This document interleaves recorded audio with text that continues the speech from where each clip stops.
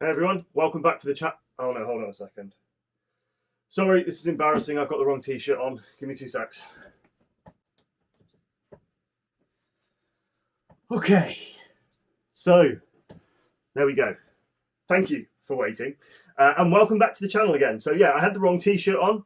As you may or may not know, the Founder Edition t-shirt has come to an end, and we have replaced it with this, which is our Stealth Traces t-shirt. It's to celebrate 1,000 subscribers, so a massive thank you to everybody out there who takes the time to tune in every week and listen to me dribble on about technology. So thank you very much. If you wish to support the channel, head on over to thatrandomgeekyguy.com and pick up one of the brand new and what I think are absolutely stunning Stealth Traces t-shirts. Anyway, let's get into the video. So today, as you'll see from the title, we're talking about this, which is a beautiful product from ASUS. So it's an ASUS ROG Strix LC360. So the LC360 is their 360mm AIO, which is kind of, I don't want to say their entry-level one, because it kind of isn't, and it certainly isn't an entry-level AIO by any stretch of the imagination, but they do other versions with screens and so on and so forth built in. But this specific one is just RGB and big, massive thermal mass to be able to cool down your temps. So I went from a Corsair H100 upgraded into this LC360, and I actually run a Ryzen 9 5950X. So that's probably a bit of an example as to why I may have gone for a larger water cooler, larger AIO cooler like the LC360. But what I did is actually, during that upgrade, I looked at temps. I looked at what I was getting under the Corsair H100 as kind of a benchmark, and to see actually how this cooler, this 360mm cooler from ASUS, works in the real world. So what I wanted to do is just kind of show you some synthetic loads, what sort of temps you can be expecting with a cooler like this, and kind of just give you my general overview of what to expect, really. So in the box, you've obviously got the complete AIO. You've got the pump and header, which is an Asetek kind of thing, which is kind of normal, and a lot of those kind of do that. Your 360mm radiator. The only thing that I have changed is this comes with 320mm ASUS fans, but they're non-RGB. Yes, there's haters out there. Yes, I swapped the fans for RGB fans, so they are Corsair RGB fans, but they are designed for AIO, so it works perfectly fine. In fact, let me give you a bit of B-roll and show you what this is looking like in my system. So you'll see that I've mounted the radiator at the top, so for those who follow Gamers Nexus or Jay's 2 Cents, you'll be happy to know that my radiator is above the pump, and actually in my Fractal Design Meshify S2, I am actually able to do that. And it looks quite good, in my opinion. So it's obviously down to you whether or not you agree with that. But anyway, as I say, that's in. It's got the fans on there cooling it as well. In the system, we've got an ASUS Strix X570 gaming motherboard.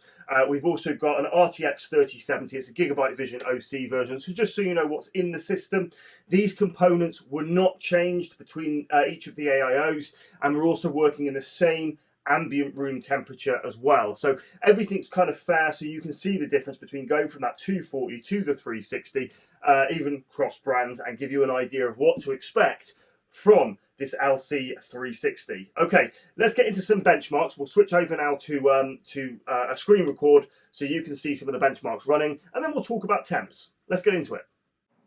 Okay, so here we are on the desktop. We're going to start with something really kind of short and spiky with NovaBench. It hits the whole system, but it isn't a sustained load.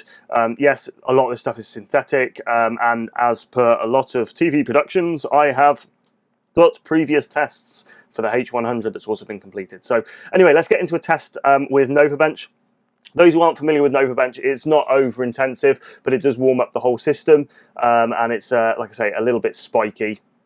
Testing things like the CPU, the GPU, your RAM, your main storage device, so on and so forth, just to spit out a result. I actually quite like NovaBench for different tests. For example, if you're just kind of doing a before and after test, if you're doing an upgrade or you're doing an overclock or something like that, it can work quite well. Anyway, so CPU temps, before we started, we were idling around 35, kind of 35 to 37 with the ambient temperature in the room. You can see now that we are kind of spiking up to kind of mid 40s. kind of 50s at a push when it was hitting the CPU. We're moving on to a graphics test now. So that's kind of going to spike up the graphics temp. You can see the GPUs going up to 50, 53 degrees. But as I say, under the spiky load that is Nova Bench, we were hitting around about 52 degrees max on the CPU. So let's just let this test kind of run through to the end. It's actually almost done at the minute. And then we'll jump into something a bit more sustained and a bit more kind of, shall we say, heat inducing.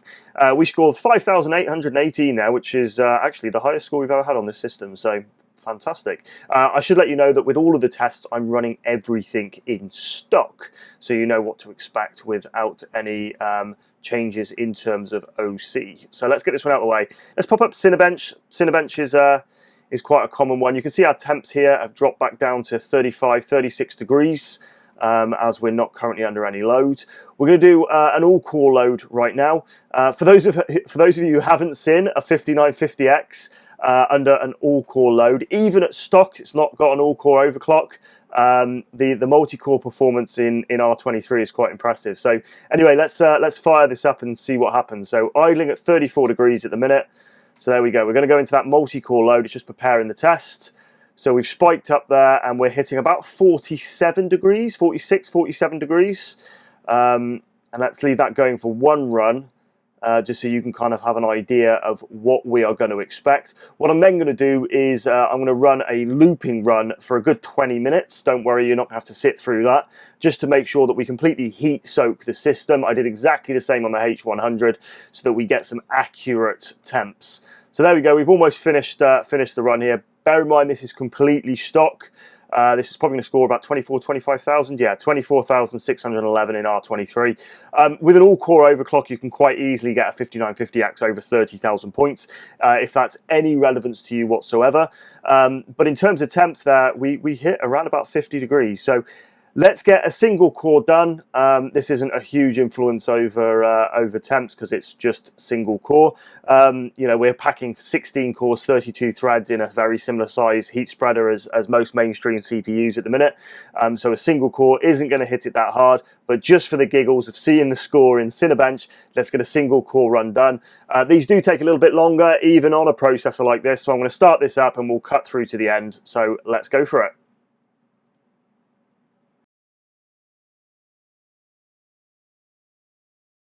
Okay, so the test is finished. The single core tests always take ages.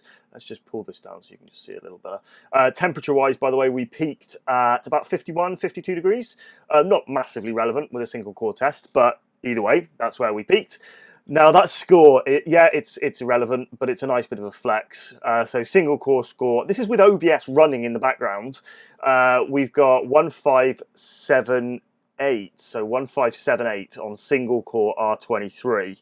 To give you a comparison there, if we pop up and look at a Core i9 10900K, that's 1418 at its peak performance. So 1418 versus 1578. Actually, in CPU Monkey's leaderboard, the 5950X will actually run at 1639. I'm assuming that's with no background processors at all, but with OBS in the background, 1578, which I think is a pretty strong result from a processor that's got 16 cores and 32 threads to get single core performance that is like that. Anyway, like I said, that's a little bit irrelevant in terms of temperatures. But what we're going to do now is we're going to jump into, as I said to you, 20 minutes of multi-core, just leaving it running and looping. And then we're going to play essentially 3 games, which are the same 3 games that I've tested on the H100, which is Rust, which is a great game if you've not played it. Rust is fantastic. It's slightly poorly optimized, so it can create higher temperatures. So I think that's a great idea. GTA and CSGO. So we're just going to run those games, 20 minutes on each game, as I did with the H100, just so we get kind of a clear game set in terms of what it looks like. So first things first, let's get into that multi-run that I mentioned on here. So we're just going to leave that going, and we're going to set a test I said 20 minutes, didn't I? It's 30 minutes. A test duration of 30 minutes, and we're just going to do multi-core and leave that running. So there we go, let's do that. I'm not going to expect you to sit here for 30 minutes and look through this, so let's just leave this running in the background, and we'll see what sort of results this kicks out.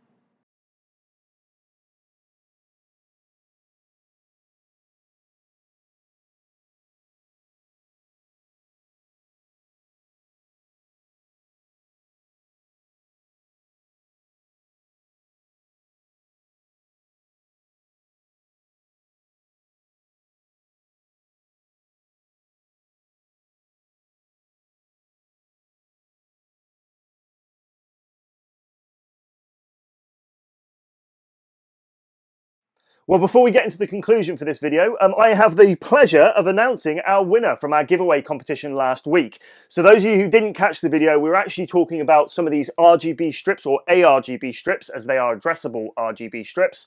And at the end of the video, I offered the opportunity, as a little thank you for 1,000 subscribers, I offered the opportunity for somebody to win a set of these absolutely fantastic ARGB light strips.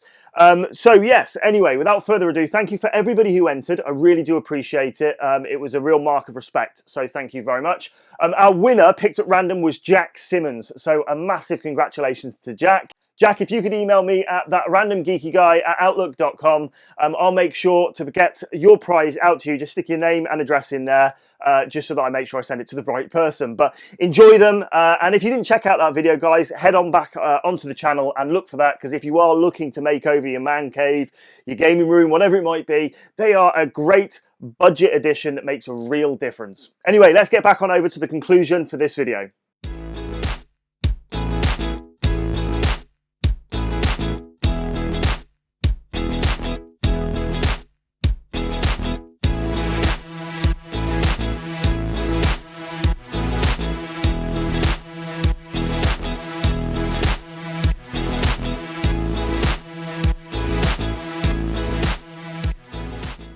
Okay, well that was quite interesting and good fun to do. I hope you enjoyed the single core performance as well on a 5950X. I think it's absolutely brilliant.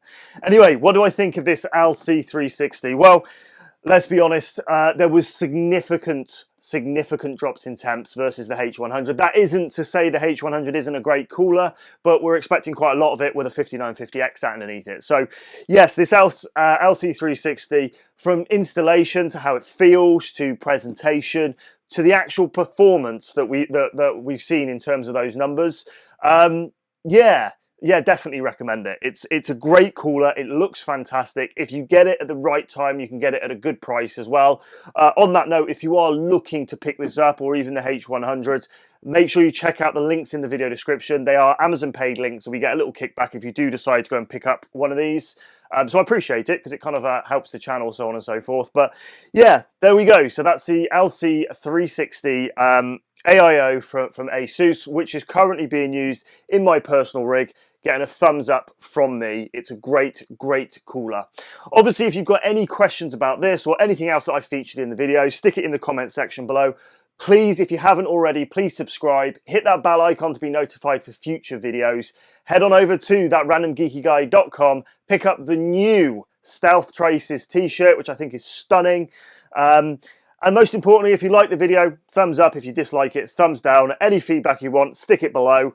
I look forward to seeing you guys in the next video. Take care out there.